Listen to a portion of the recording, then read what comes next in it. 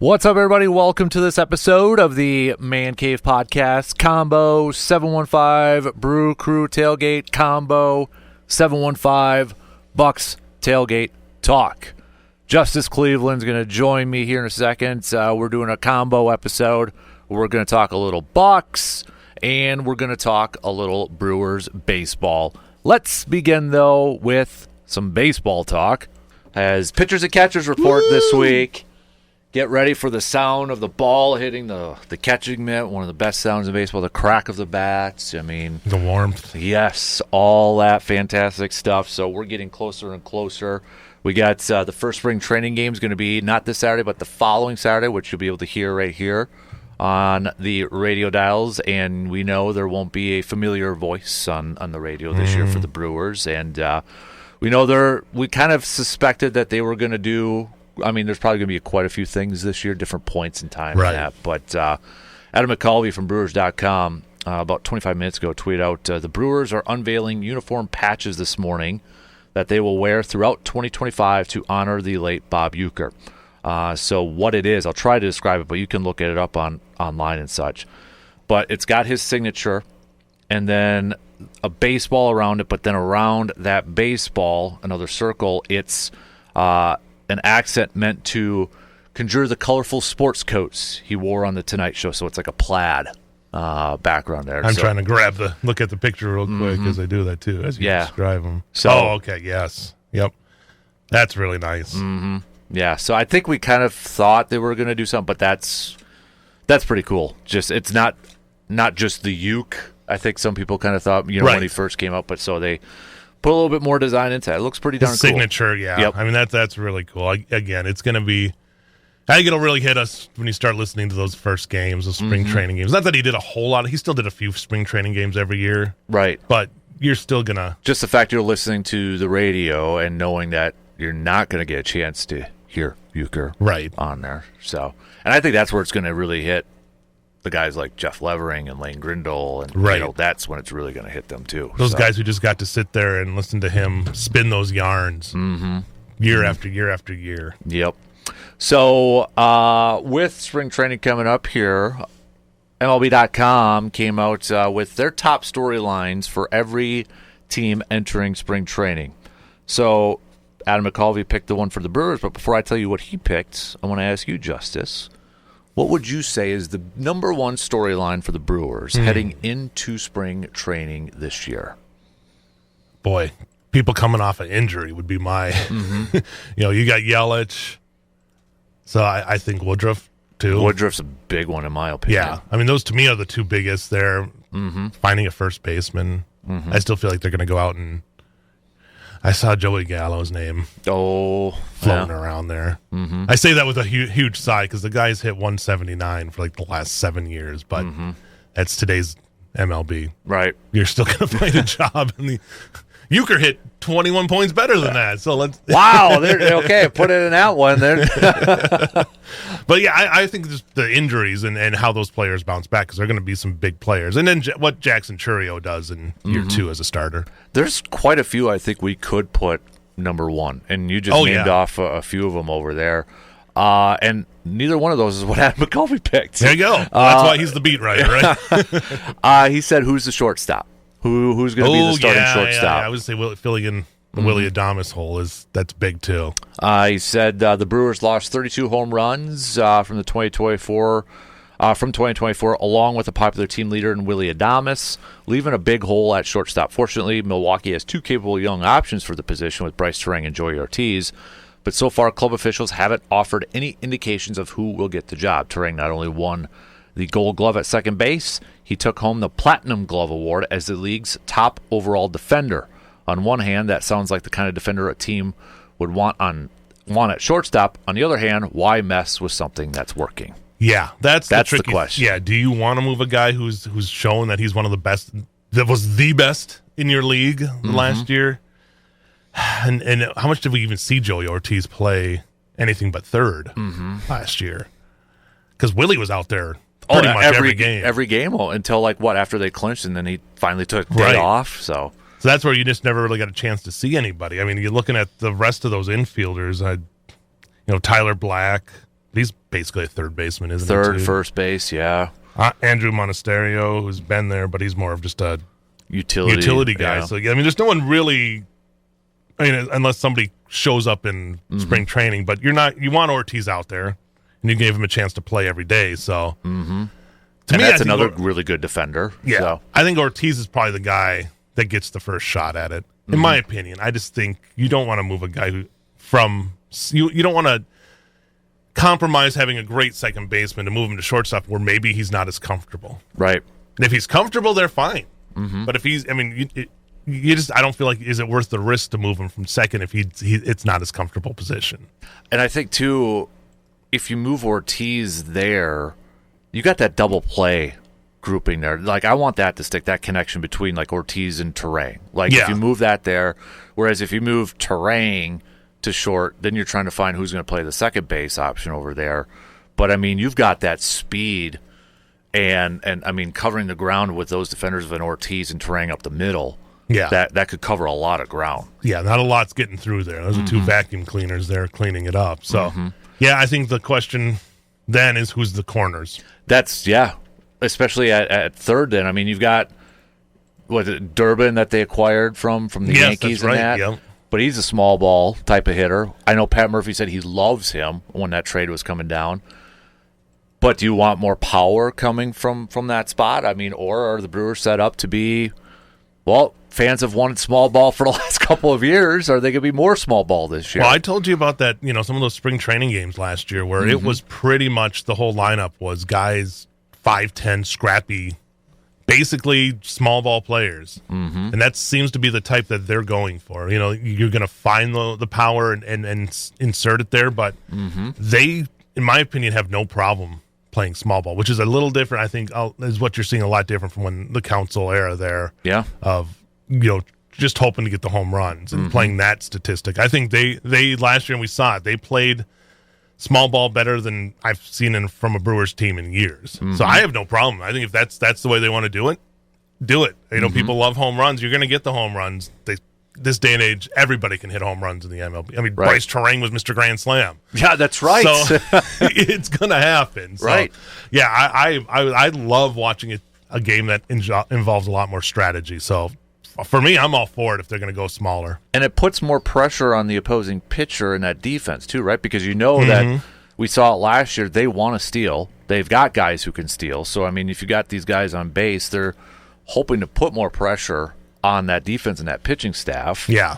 Not saying it works every time, but, I mean, just to put that pressure out there. And, I mean, for crying out loud, Bryce Terang was, top 3 in steals in the National League last year? So, I mean, Churio's going to be up there again. That's the thing is, like, you can position your fielders as much as you can, but if you're playing the contact, those are going to get through. Right. You're going to have those. So instead of, hit those fly balls, when you're hitting them on the ground or hitting them to line drives, I feel like just the percentages are there that you're going to have a better chance to score. Then I know it probably doesn't play out that way when they look at it with the analytics, but I think that, to me, that's what the Brewers are going for. They're going for getting these guys in scoring position, hitting better, which they did a ton better last year than we've seen a Brewers team also. Right. So, yeah, if they can keep it up, I think the small ball will be the way they'll go. Right.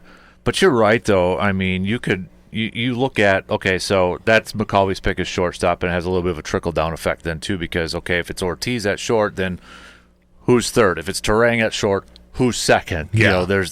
But then you got Yelich coming back. Can he pick up where he left off, where he was he was an all-star. He was an all-star starter, hitting over 300, and kind of like, oh, wow, this is the Yelich that's given us memories from a few years ago. Can Jackson Chourio be a 30-30? Because that seems like what the national people are saying. Is that the expectation for Jackson Chourio? You said it earlier, Brandon Woodruff. We still don't know, and I don't think the Brewers are going to know what's the expectation. Right. I asked Brandon on Friday, if you get 100 innings out of Brandon Woodruff, are you good with that? And he said, absolutely. Yeah. I think, the fact that he was off the whole year last year, I think he's almost better. Because, I don't know what he was, what that surgery was going to be. It was timetable. We've seen guys come back at the end of. He's had the whole time to recuperate, and you hope that he can get back to that level. Because I don't know who's going to be the leader of that pitching staff. Yeah. I mean, the 4 seem like they're pretty set if you listen to Pat Murphy Freddie, Aaron Savali, Nestor Cortez that they got, and Tobias Myers, who might have been their best pitcher down the stretch last year. Yep. But then if Woodruff isn't ready for the start, is it DL Hall? But even if Woodruff's ready, is he like a piggyback type of pitcher? And, but still, you don't have that legit ace. Yeah, I just don't know if Freddie's that guy. Mm-hmm. And I think last year he has runs where he's just dominant, but the consistency's never been there to the point where I think he's a number one ace starter. Yeah. He's a solid number two. Mm-hmm. But right now, I just don't think he's that guy that if he's on the mound, you're feeling pretty good, you're going to get a win. Right. But you also feel like we're going to have one of those Freddie starts where he gives up. Yeah, that's where I was like. That's what I guess I was referred to as like that ace when he's out there. Like, okay, like you're feeling solid. good. Corbin Burns was pitching, especially those last. I mean, that other than the blip year where he gave up home runs every start, or every time he was on the mound, basically, he wasn't even starting. Like a solo shot here or there. Yeah. Now, I mean, you look what he's turned into. That's a solid number one. Mm-hmm. That's obviously a Cy Young winning number one pitcher there. They don't have that right now. Mm-hmm. I don't know. Does Freddie find that extra gear? Maybe. Mm-hmm. But I feel like the books, there's enough of a book on him at this point to say, I'm not sure he's going to ever be that ace. Right. But I would love to see him prove me wrong. Mm-hmm. And this would be the year to do it. I agree. I want to switch over quick to some Bucks talk before we take a quick break. So, I mean, not to, completely revisit last week, but Middleton moving on, getting traded. We've seen Kuzma now a couple times with the Bucks and such. And I don't know if you saw some of this, but this was from Jim Ozarski, who we've had on the program before, beat writer for the Bucks for the Milwaukee Journal-Sentinel, and he had a piece out a couple days ago. And I thought it was some interesting tidbits about some behind-the-scenes stuff going on with Middleton and the Bucks and some of his teammates. And here's a little bit. I won't read the whole thing because it's kind of a long article out there. But a couple of them, this was one part. In a quiet moment last season, he told the Journal-Sentinel, Middleton, the last time he hurt an ankle as badly as he did against Phoenix in February, which was in the summer of 2013, he was traded. He hoped history wouldn't repeat itself, but it did. And Middleton was bothered by a leak to ESPN that he was, quote, medically cleared to play in November, but he didn't return to the court until December 6th.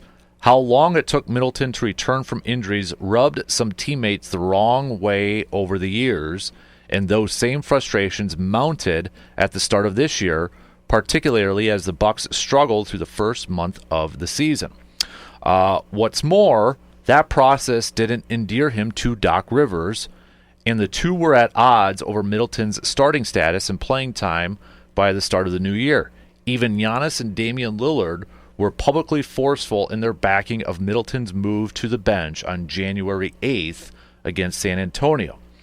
And despite being a vital member of Milwaukee's first championship team in 5 decades, it had become clear that the Bucks performed better either when Middleton was coming off the bench or in rotations that didn't include him alongside Giannis and Damian for long stretches.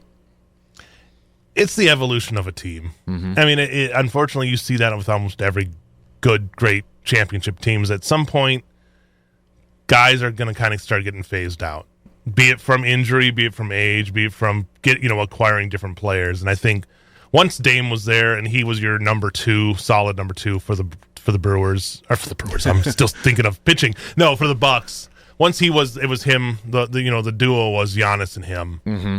I think Middleton was always going to be that odd man out, and the injuries didn't help. When you're not out there and you're not having a chance to show what you can do. He still had some good games, not great games, but some good games that coming off the bench and doing like that, and still showed what he could do. But I think it was just one of those things where it's just after time, he was the odd man out. Yep, and it was eventually going to happen where somebody was going to have to be moved, and Dame's not going anywhere. And Giannis isn't going anywhere as much as ESPN loves to. Push that narrative. It was the injuries that I think really derailed this whole thing. If he doesn't get hurt, maybe he's not traded. And I never even thought of the whole thing. Doc comes in, you have a veteran like him, but Middleton's barely on the court. Right. So I hate that it comes to him, like his commitment, which you can never. It's easy to point at somebody on the outside, but if you're the person with that injury, an ankle injury in basketball. If it's a bad ankle injury, you could see where he'd be hesitant to want to come back right away. Mm-hmm. So it stinks that it got to that point, but I think this will be one of those things, and when they bring Middleton back, and I totally think they're going to retire his number. I agree. I know people. Well, he's number 2 in a lot of the people forget how long he played there. 12 years, yeah. He has been in the shadow of Giannis, but he was an all-star player in that shadow. Yep. As Scottie Pittman's one of the greatest basketball players of all time. Yep. He's always going to be remembered with Jordan. Well, Middleton will always be remembered with Giannis, but that doesn't diminish how great of a player he was. And Khris Middleton deserves to have his uniform.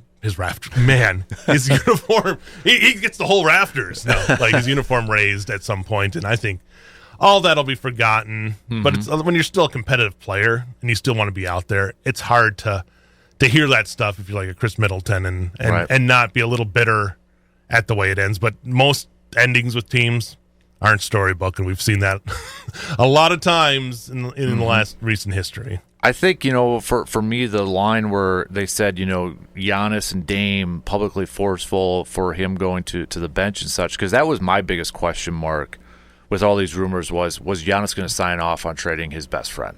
Right. I mean, Middleton was his best man at his wedding, if that tells you anything about how close Giannis is with his brothers, and Khris Middleton was his best man. Right. And we know how loyal Giannis can be to teammates and to people, right? Yep. So that to me was like the biggest question mark was like, would he be able to sign? Because they're not making a move without Giannis saying okay. Right. You don't want to make him mad. Right. And you look at that, I'm like, okay, now I can see why he probably signed off on that. Like, okay, there's a little bit of like maybe there was some, and I think it was more like he wasn't happy. I think they were just frustrated they couldn't count on him because you don't know if he's going to be able to play back to back or what night, how long he's going to play. Whereas, Kuzma's maybe not the most talented player, but maybe now you got somebody in return who, okay, he could play back to back. He could play all these certain amount of minutes. And it actually does give you a little bit more flexibility in the next couple of years, too. Yeah. I think that's huge. I think they were, the fact that he got healthy enough that they could trade him, I think was big for the Bucks because it's just like, okay, now we're getting something in return. And now you get somebody like Bobby Portis who's stepping in and able to kind of fill in those minutes. Yep. And has done a good job. The last couple games, Bobby's not only just filling in for Khris Middleton minutes, he's filling in for Giannis minutes. Yep. And that's, I'm glad they got Bobby. I think Portis is still one of those guys that's such an important part of that team. Mm-hmm. Be it if you need him to step in and start, but come off the bench and just the emotional lead that you have.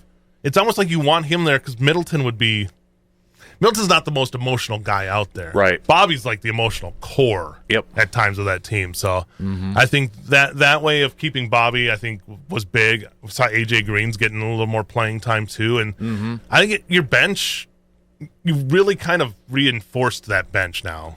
It's a dock bench because it's a veteran bench now. And yet a lot of those younger guys are now kind of got weeded out. Right.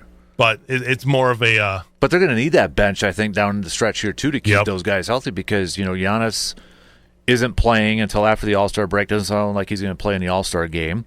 And, Doc said yesterday, was it yesterday or the day before, he's like, Giannis is very aware of how he hasn't been able to play in the playoffs. Right. Because of injuries. So, that's factoring into some of these decisions. And that's a big reason, too, why the Bucks haven't gone through the first round. When your best player can't play because he's hurt. Right. And if you're, and the other thing being, if you're putting that out there about Khris Middleton and then you can't also be out there, I think Giannis wants to be good for a stretch playoff run. And does that mean the Bucks probably aren't going to have the shiniest record going into the playoffs? Probably. Right. But we've seen what this team can do when they're at full power. Mm-hmm. And, I don't know how much you want to talk about the NBA Cup as being a marker, but when they play in those games, we saw what they can do. When there's something on the line, sort of thing. So I think, again, they are the core of that team's older. Yeah. So making sure that they're healthy enough to go in the playoffs is going to be huge. Yeah. Yeah, I really think Bobby Portis is going to be a big key down the stretch. He's been just playing with some fire. Mm-hmm. And you always think Bobby Portis really isn't that old. I think it's just something about his aura, he makes you feel like he's been in the league for like 20 years. But I think it's just the different teams. When the player like starts playing with multiple teams, you're like, oh, that guy's got to be here forever. Yep. You know, in NBA, I mean, you might as well not buy a permanent residence, because you're always on the move. I mean, so, but yeah, and you know, I know he missed a lot of time after his grandmother passed away, so probably well rested, right, at that point physically, you know. So, but I'm really curious to see him down the stretch. I think he could be a big time performer.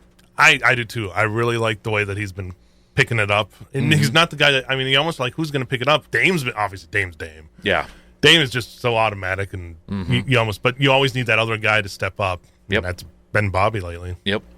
All right, that is going to do it for us. Big thanks to Justus Cleveland for joining me on this combo episode of the 715 Brew Crew Tailgates podcast and the 715 Bucks Tailgate Talk podcast. Don't forget to follow and subscribe to the Man Cave podcast or these individual podcasts. That way you never miss another episode.